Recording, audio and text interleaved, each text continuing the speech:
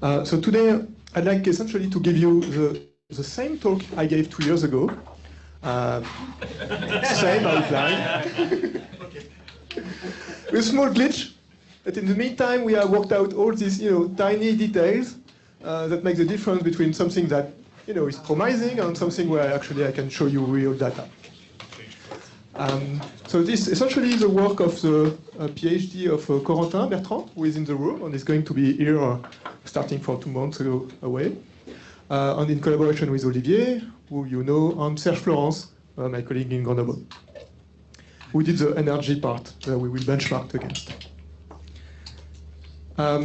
So I'd like to start the talk by actually showing you the final slide. And but before I can show you the data, I need to introduce the model very briefly. So everything today will be about the impurity, Anderson impurity, just a single impurity with interaction U when I have 2 electrons on top, some epsilon D here, and then I couple that to a bath with a coupling gamma. So this essentially is a 1D infinite chain, weakly coupled or not weakly coupled to my impurity. So that's essentially a good model for a quantum dot. And since it is non-equilibrium, I will put also a bias voltage here, V bias again across this thing, and then see what kind of current and things flows. So that's the final slide. Let me show it to you directly. Here we plot the spectral function, so essentially the local density of state, as a function of frequency on the interaction. And so without interaction, you see you have like a broad resonance at just my level. And then I switch on interaction, it gets narrower. That's essentially I start to build the Kondo resonance. And then eventually it splits, because here I have a small bias voltage into essentially, the system is trying to build 2 Kondo resonances to the 2 Fermi levels. So essentially it splits. And you can also see here the 2 Hubbard bands that start to fill up. So essentially the talk will be about how we can actually get to this plot. Something I should say right away, that this is actually a single quantum Monte Carlo run. So it's something very nice about this technique, that since it is, we do expansion in power of U, we can get all the U dependence in one run, and also all the frequency dependence in one run. That's a new feature that we added during these 2 years. Okay, so this is my outline. Actually, it's the same outline as Michel this morning. So first, I need to tell you how we calculate. So we're doing an expansion in power of the interaction, and we calculate the few 10 coefficients here. So first, I need to tell you how we actually do get these first 10 coefficients. That's going to be the first part. And right after me, Emmanuel will tell you about a different expansion in power of hybridization. It's a complementary technique. I will try to compare a bit the two at some point. And then once we have these guys, how do we reconstruct the full function out of them? And then I will show you the data eventually. So I would say the new idea here, it's not really new, but that one should take the analytical structure of this function seriously. So essentially, the idea is not to try to resum, it's to try to understand the analytical structure, and once you understand it, then it becomes actually quite easy to resum. Okay, so let me start with the first part, how to calculate these guys. Oops, sorry.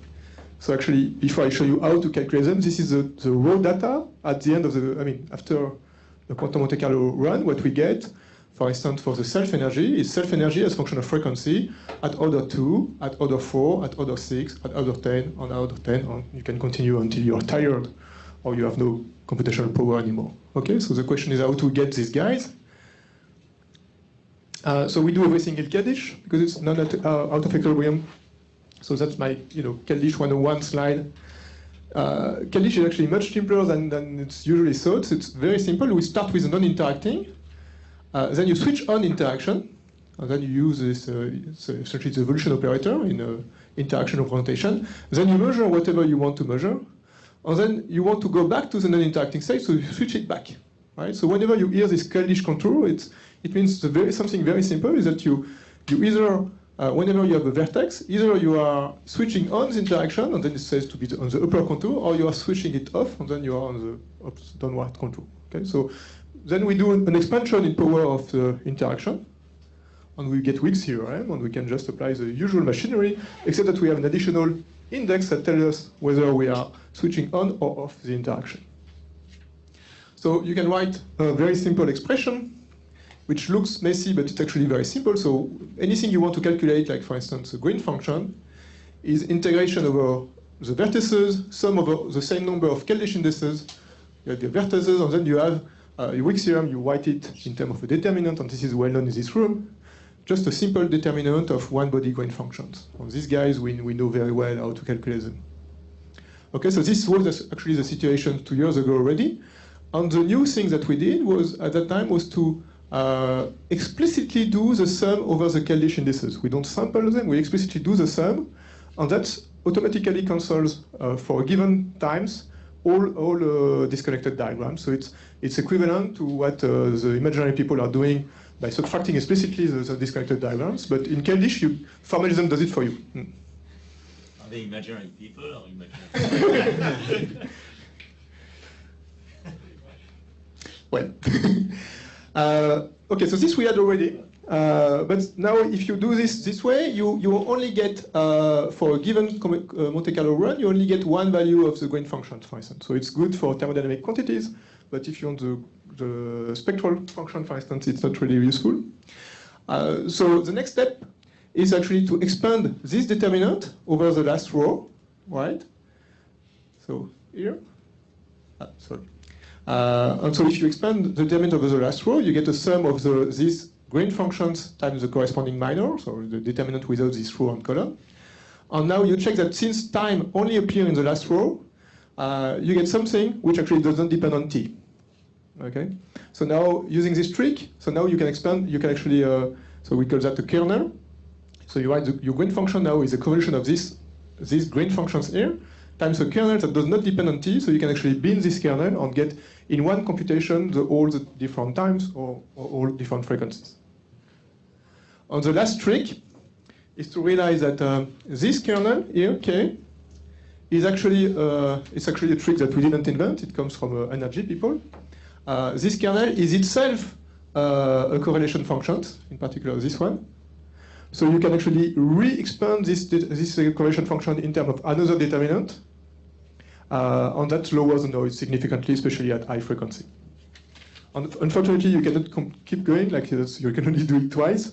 But okay, that's how we essentially do it.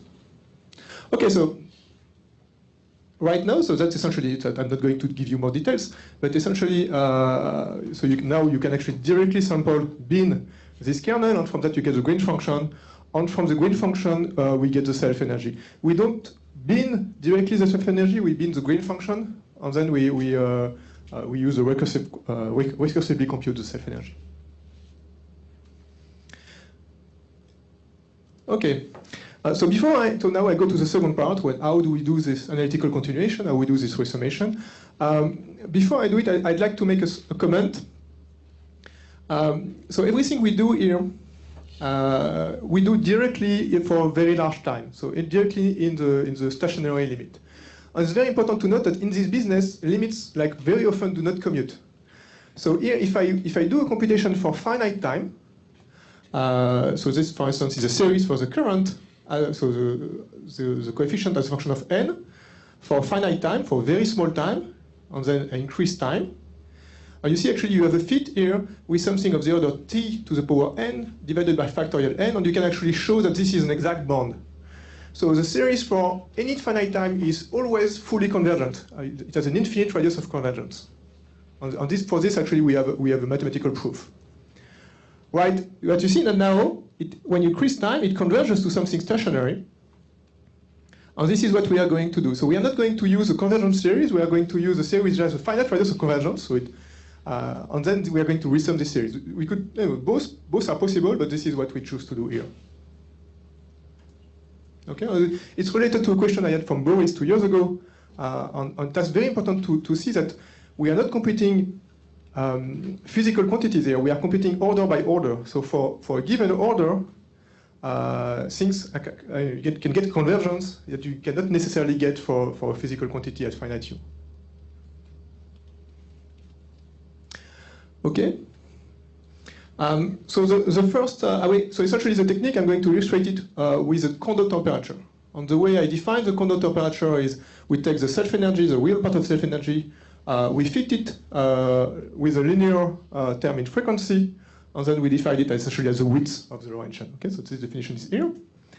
And so, if you... So gamma is just a bare parameter in the model here. Yes. That's my definition of the self-energy. I fit this order by order. So if I do this, and I truncate the series, I get a different blue curve, blue dash curve here. So you see that I have a finite radius of convergence. So after above u equal 5 or something, adding terms does not help. The red here is actually the final result that we have reconstructed. The dashed here is an exact result coming from better ansatz. I will talk about it a little bit later. And the black points correspond to the energy data from Serge. Okay.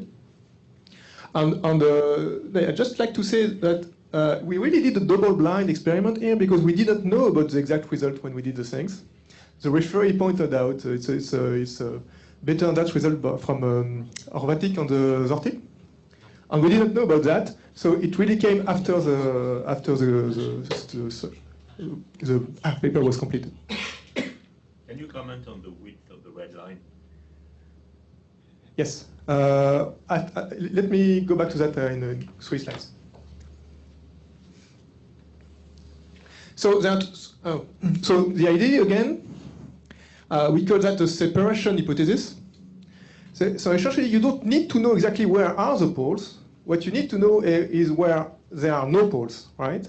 So the hypothesis is that you have you have your series, you see a finite radius of convergence. So it means that so it corresponds to this white circle here. So it means that somewhere on this circle there is at least a pole or branch cut or something that bothers you. Okay.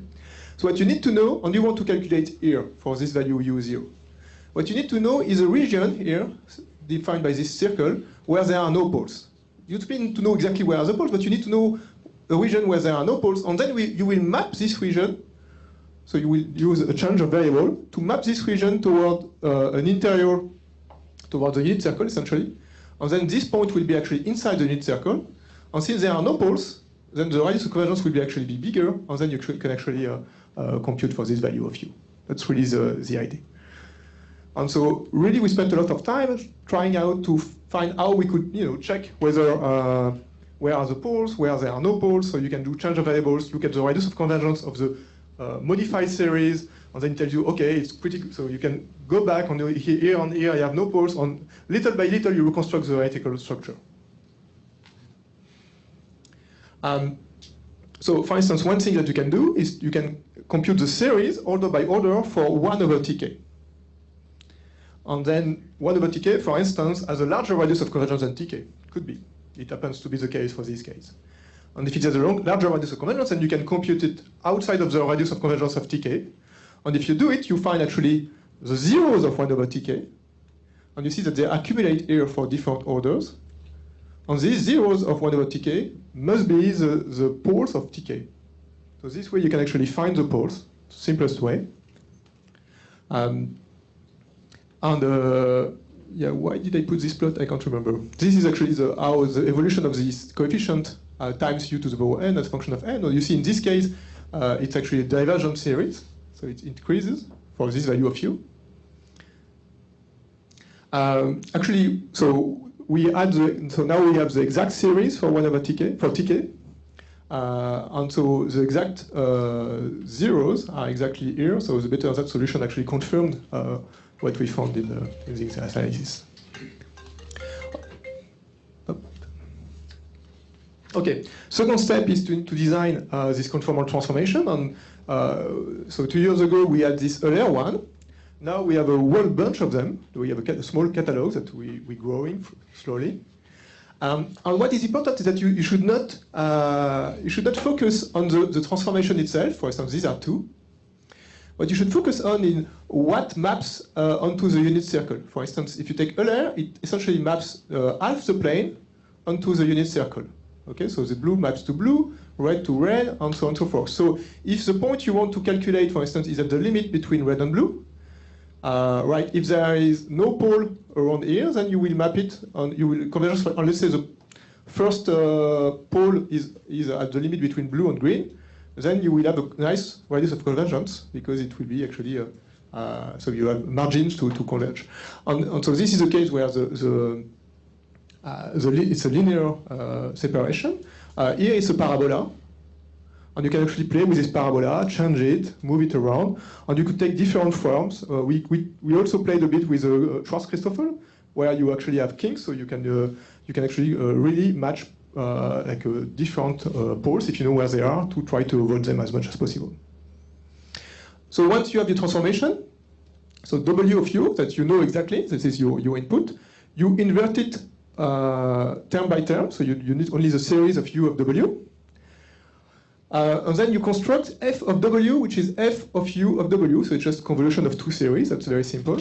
And you look at the radius of convergence of this guy, and then you take your u that you are interested in, map it to w, and you see whether it's converged or not. That's pretty straightforward. So for instance, for this particular case, we had a divergent series, and here it sees that it's on the onset of convergence. But we took a slightly smaller value of u, then it should be perfectly converging. And there is a third step, which we call Bayesian inference. And that's, so essentially here, it's again tk versus u. And all these red lines correspond to resampling, to bootstrapping the coefficient. So I calculate all my coefficient with a given error bar. And then I generate, let's say, 10,000 series compatible with these error bars. And I resum every single one of them. Okay? And you see that, okay, initially at small u, it gives me something reasonable, but eventually the noise I have is too large, and everything starts to diverge. But then it's not something, then you can start to use added information. So what we call Bayesian inference is just a controlled way to add more information that we have, on the side. On this particular case, we know that the tk has to go to 0 at u equal infinity. So essentially what we do is we post-select out of these guys, the one that goes to 0 at t equal infinity. Okay, and we do it in a so you want to do it in proper way. You don't want to do like overfitting. So we have essentially a parameter epsilon that tells us how much weight we put on the guys around 0, and that's actually the final curve that we eventually get. So that's actually the answer. So this parameter epsilon, when you take it to be small, essentially you go to converge value, and if you go to epsilon very, very, very, very small, then essentially you select only one guy, and then you might be in trouble. But can I ask a very simple question? Sure.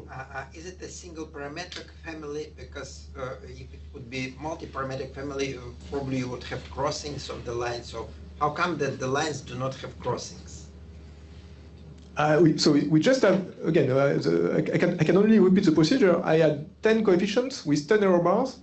And for each of these coefficients, I independently generate, according to a Gaussian, the same coefficients 10,000 times, and give me 10,000. And why it's actually so regular? I think it has to do with that's my question. Do you have an idea of why it's so regular? I think it has to do with the conformal transformation that we use that actually has this property, but we didn't investigate to this. Yeah. And so this is actually the result that we get. And these were the initial benchmark by a numerical randomization group. And we were pretty happy. So if you look at at this scale, it looks like what we are doing is pretty good. Now, if you look at this, you see that there is a finite precision, and we could not really account for it. But then came the referee on the exact result, and it turns out that the exact result is exactly on top of the QMC. So we had better precision than energy, which were already pretty intense energy, and not each energy point is over 3-4 days, over I don't know how many cores. And so eventually Serge redid the energy, and he was able to improve. And so now we get this. So you see the dashed line corresponds to the better on that, and the dotted to energy. So we are still better than energy. So essentially we have something like 3 digits of precision on this contact temperature. Okay, so that's essentially the procedure. Now I can just show you data. So that's the first one. So it's at equilibrium. So this is a spectral function at u equal 9. You see again quantum Monte Carlo versus energy, and it's actually fairly good. The small discrepancy here for the Hubbard peak, Serge really agrees that it's probably the problem of energy, which is not really a good method for high energy things.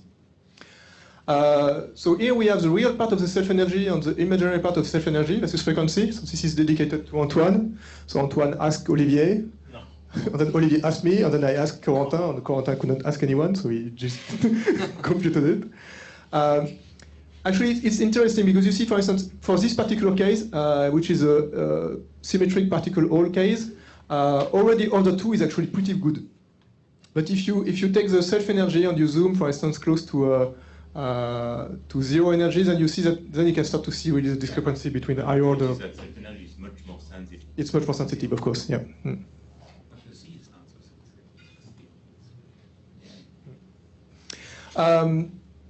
So the question.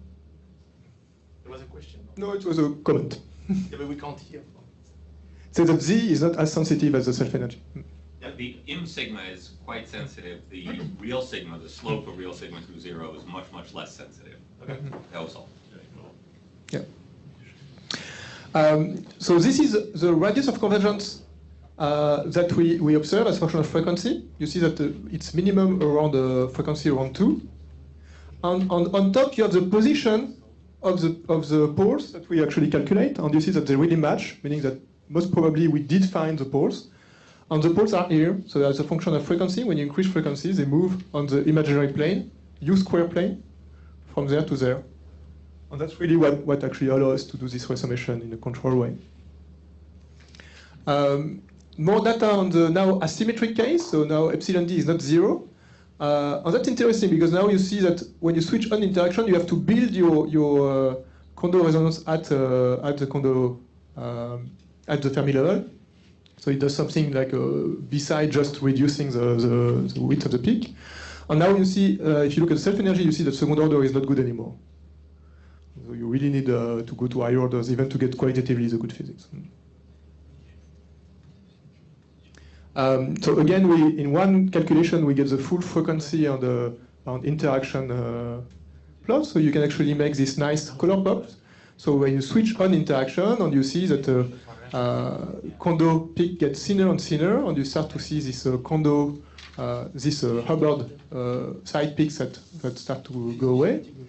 And if you do it for epsilon d equal 1, so outside of a symmetric case, you see that you actually not only get thinner, but also you need to go back to epsilon equals 0, to omega equals 0 to build your Kondo peak. So you can really see how we build the Kondo resonance on the side peaks. Okay, and I'm almost at the end. So this is the first slide I show you. So in the next talk by Emmanuel, you will see very similar data, but from a totally different technique. We try to put them on top. So you see that's not exactly on top yet. We don't think it's a problem with the calculation at this point. It's just that we don't have the same bass. So they used a bass which has a width of 10, and we use 500, and also the time is different. They use t equal 8, and we use 50. So the different methods are not good for the same. I mean, there are some regions which are easy for us are difficult for them, and some things that are easy for them are difficult for us. So it's okay. But this point we should be able to calculate both. So eventually, I hope before the end of this workshop, we will have some data that fall on top of each other. Yeah, Corentin. But at least, I mean, qualitatively, so we get the splitting of the peak, and so, I mean, at least qualitatively, we're already matching. And that's essentially it. I think I have one more. No, I have 2 more slides. Sorry. This is the current versus voltage. There we could benchmark by the early work by Philipp Werner and also Andy and others, and we get the same result. Okay, now we can go also to small bias. Which means long time, so we can get this plot. So for the symmetric case, small bias is not so interesting because small bias means perfect transmission, which means that the results are not modified by the interaction. But now when you go to something with epsilon d, which is 1 here, now you need to actually, when you switch on interaction, for instance, the blue curve, you actually need to build your Kondo resonance, and actually, so you see that the slope goes for whatever it was, to 1 at full frequency. You have here a zoom of this part. So you can really see that the transmission goes to 1 when we switch on interaction. And just to show you, this is where we were 2 years ago. So now I'm showing you 8, and 2 years ago we had essentially 2.4. So this resummation, the improved, I mean, all the small improvement, essentially it adds up to unlocking, I would say, interesting regimes. And this is the last slide. So it's something I don't totally understand, but I show it to you nevertheless because I find it nice. So we can calculate the JLSR, and we can also calculate the spectral function. I showed you the spectral function. And so at equilibrium, whatever is the interaction, the ratio of the two should always be the Fermi function. So I'm going to take that as a definition of my well, out of equilibrium Fermi function or distribution function in my system. Now, without interaction, we know it should be a double step. So essentially corresponding to the 2 Fermi level in my 2 reservoirs, of which is essentially my V bias. So here it's one case where the resummation was really straightforward. It's a perfectly alternative series, and we could go up to the U equal infinity without any Bayesian inference or anything. And you can really show it's actually pretty funny. You don't get any like effective temperature or something like that you could expect. What you get is essentially 2 jumps, but of finite widths now, and then something with a linear shape here, and then something like that. I cannot say I totally understand the physics behind that, but it's compatible with what you find from perturbation theory. There is an old paper from perturbation theory. But just to illustrate that we can start to calculate even, not only current versus bias voltage, but we have essentially access to any variable that we are interested in. And with this, I will conclude. So I'd say that for me, it's a pretty interesting time in this diagrammatic Monte Carlo in general. I mean, we essentially, you saw the talk of Michel this morning. You start to be, I would say, it looks like the problems that we had, we are not there anymore. So we don't know what are going to be the next problems. But at least for the time being, there is a lot of things that we can do until we see, what are the real new limitations. So there are many technical improvements that we can still do and that we are working on. For instance, the way we are sampling things is terrible now, and we already have nice ideas how to improve that. You saw the idea of terms and content terms that we are also working on. That, of course, changing the beginning, the starting point of the series changes everything in this business. Okay, then tons of way of what we sample. We could sample the self-energy. We could directly sample in W variables. So we have a long list of ideas. We don't know which ideas are good, which one ideas are bad, but there are many things that could be improved still.